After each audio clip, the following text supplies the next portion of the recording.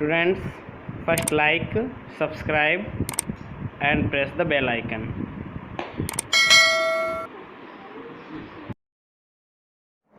Good morning students, मेरा नाम व्यास श्रीवास्तव और आज हम पढ़ने जा रहे हैं वाक्य के बारे में। वाक्य हमारी व्याकरणिक दृष्टि से भाषा की वह सबसे बड़ी रचना है जिसको हम वाक्य कहते हैं। आइए हम समझते हैं वाक्य होता क्या है। वाक्य शब्दों के वह सार्थक समूह है जो किसी न किसी भाव को प्रकट करता है, वह वाक्य कहलाता है। जैसे हम कभी हर्ष का भाव उत्पन्न करते हैं, कभी शोक का भाव उत्पन्न करते हैं, कुछ न कुछ हमारे मन में जो भाव उत्पन्न हो रहे होते हैं उनको हम क्या कहलाते हैं?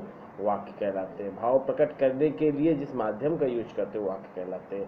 शब्दों का समूह मात्र वाक्य नहीं हो सकता है। इसका मतलब आप ये नहीं कह सकते केवल शब्दों का समूह हो गया स्टूडेंट्स तो वाक्य हो गया। वाक्य होने के लिए जैसे हम कोई एक एग्जाम्पल ले लेते हैं, शब्दों समूह राम, सोहन, मोहन, गीता, सीता, कुछ भी ले लेते हैं आप। तो इस तरीके से अगर हम एक साथ अगर हम लिख देते हैं कि राम, मोहन, श्याम, सोहन, गीता, तो क्या ये वाक्य हो गया? नहीं। अब कह सकते हैं ये तो शब्दों का समूह है, लेकिन ये वाक्य नहीं है।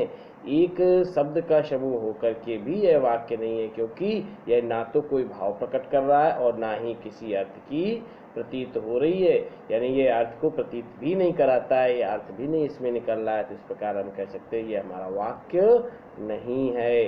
वाक्य होने के लिए हमें क्या होना चाहिए कि उसका अर्थ निकलना चाहिए, तब हमारा होगा। शब्दों के समूह को वाक्य कहलाने के लिए 5 बातें आवश्यक होती हैं। देखिए वो 5 बातें हमारी क्या क्या हैं, क्या क्या आवश्यक होती हैं 5 बातों के बारे में। हमारी 5 बातें जो हैं हमारी, तो नंबर 1 पर हमारा क्या आता है? वाक्य हमारा कैसा होना चाहिए? वाक्य हमारा सभी की समझ में आना चाहिए। नंबर 1 हमारी चीज आती सार्थकता। वाक्य के शब्द के सार्थक होना चाहिए, यानी वाक्य का जो शब्द है उसका एक अर्थ निकलना चाहिए। आकांक्षा यानी वाक्य को इस प्रकार का होना चाहिए कि उसे आप सुनकर के भी भाव समझने की आकांक्षा ना रहे, यानी आपने कोई वाक्य सुन लिया है तो आपको पूरा उसका भाव समझ में आ जाए, अर्थात पूरा भाव प्रकट हो जाए, तो वही वाक्य कहलाता है। अब बात आती है हमारी वाक्य की योग्यता की। शब्दों में प्रसंगानुकूल भाव का बोध जो कराता है उसमें क्या होता है? योग्यता होनी चाहिए, यानी कि शब्दों के समूह से अपनी पूरी बात को स्पष्ट कर दे। समीपता, वाक्य में समीप होने चाहिए, अर्थात वाक्य कैसे समीप होने चाहिए? उनमें निकटता होनी चाहिए। वाक्य अधिक उलझे नहीं होने चाहिए जिसमें किसी बात को हम उलझा देते हैं और उलझा करके अपनी बात को करते हैं। उसके बाद आती है अभिन्नता। व्याकरण की दृष्टि से वाक्य में एक रूपता होनी चाहिए, यानी वाक्य जब आप लिख रहे हो तो उनमें एक रूपता, एक समानता होनी चाहिए। ये 5 चीज़ें ऐसी हैं जो वाक्य को हमारे अच्छा बनाती हैं और सभी वाक्यों को प्रयोग करने के लिए इन सारी 5 चीज़ों का होना आवश्यक है। यानी सार्थकता भी होनी चाहिए वाक्य में, आकांक्षा भी होनी चाहिए वाक्य में, और योग्यता और समीपता और अन्विन्त भी होनी चाहिए वाक्य में। अगर ये 5 चीज़ें नहीं हैं तो इनमें इनके अतिरिक्त अगर हमारा वाक्य है तो वाक्य हमारा निर्दिष्ट वाक्य होगा, उस वाक्य से हम कुछ भी समझ नहीं सकते हैं और वो वाक्य हमारे अनसमझे वाक्य ही। प्रत्येक वाक्य के 2 प्रमुख अंग होते हैं। कौन कौन से अंग है वो? एक होता है कर्ता और दूसरा होता है क्रिया। अब कर्ता और क्रिया दोनों मिलकर के हमारा कोई वाक्य का निर्माण करते हैं। कर्ता को हम उद्देश्य के नाम से जानते हैं। उद्देश्य कर्ता के विस्तार को उद्देश्य तथा विधेय क्रिया के विस्तार को विधेय कहते हैं। अब विधेय और उद्देश्य क्या है, इनके बारे में हम एक एक करके पढ़ लेते हैं। तो विधेय के उद्देश्य की हमारी बात आती है। वाक्य में जिसके विषय में कुछ भी कहा जाता है वह हमारा उद्देश्य कहलाता है, और विधेय उद्देश्य के विषय में जो कुछ कहा जाता है वह हमारा विधेय कहलाता है। जैसे अगर हम एग्जाम्पल ले लेते हैं, किसी के बारे में आप अपने किसी मित्र के बारे में बोलते हो, तो जो मित्र है आपका, वो मित्र आपका क्या हो गया? कर्ता हो गया, और उसके बारे में जो आपने बोला है वो विधेय हो गया। जैसे आपने बोला, क्या बोला कि सूरज चमकता है, तो सूरज उद्देश्य हो गया यानी करता है, और चमकना क्या हो गया? चमकता है, ये विधेय हो गया। तो सूरज उद्देश्य का विस्तार, उद्देश्य के अर्थ में विशेषता प्रकट करने के लिए जो शब्द या वाक्यांश कर्ता के साथ जोड़े जाते हैं उन्हें हम उद्देश्य का विस्तार कहते हैं। उद्देश्य का विस्तार प्रायः संज्ञा, सर्वनाम, विशेषण, वाक्यांश से होता है। जैसे कि आप बोल देते किसी के बारे में कि अच्छा लड़का, जैसे मेहनती व्यक्ति सदैव सफल होते हैं, तब यहाँ पर मेहनती विशेषण है और उद्देश्य क्या है? व्यक्ति। तो उद्देश्य व्यक्ति का विस्तारक कौन हो गया? मेहनती। जैसे काली गाय का दूध मीठा होता है, तब काली क्या हो गया? काली गाय क्या हो गया? काली हो गया उसका क्या? विशेषण। और गाय क्या हो गया? उद्देश्य, है ना।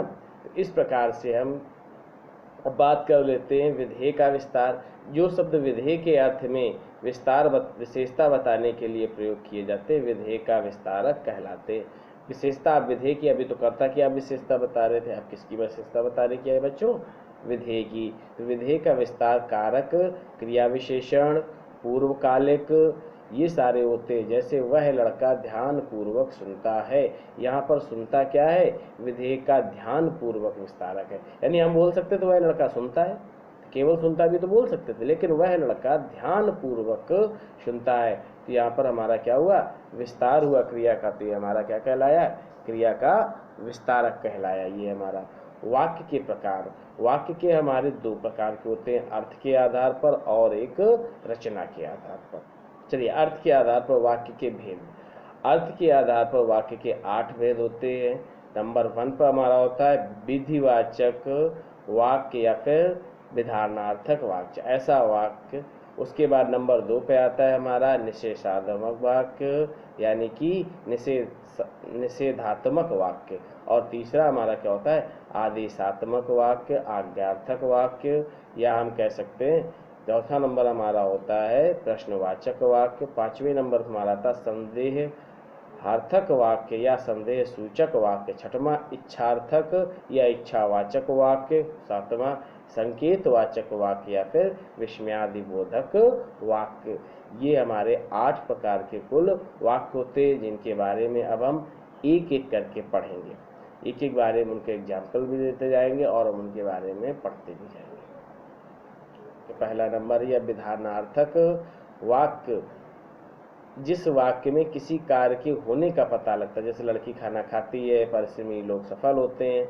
निषेधात्मक वाक्य यानी निषेधवाचक वाक्य हमारे क्या होते हैं? जहाँ पर किसी कार्य का निषेध होता है, जैसे लड़की ने खाना नहीं खाया, मैंने राजस्थान घूमने नहीं गया।